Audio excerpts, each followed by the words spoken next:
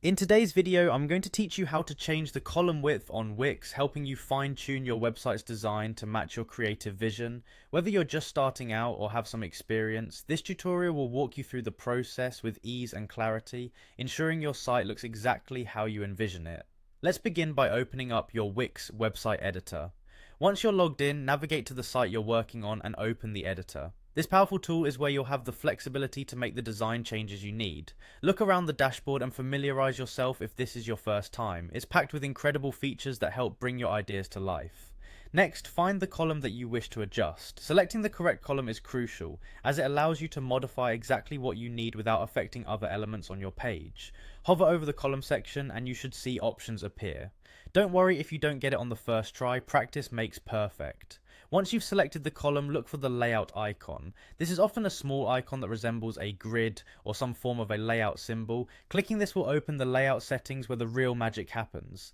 It's like entering a special room dedicated entirely to tweaking and transforming your page's structure. Inside the layout settings, direct your attention to the left and right column spacing. This is where you can precisely adjust the spacing in pixels. You'll want to drag the sliders or input specific values to increase or decrease space as needed. This task allows you to ensure that your content is perfectly aligned and aesthetically pleasing. Keep an eye on how these adjustments affect the overall look of your page. Visual balance is key, and sometimes small tweaks make a big difference. To further polish your column setup, click on the padding settings. Padding essentially controls the space inside the boundaries of an element and can influence your page's layout significantly. Try experimenting with different values to see how the content aligns with the overall page design. It can provide breathing room for your text or images, making them appear less cramped.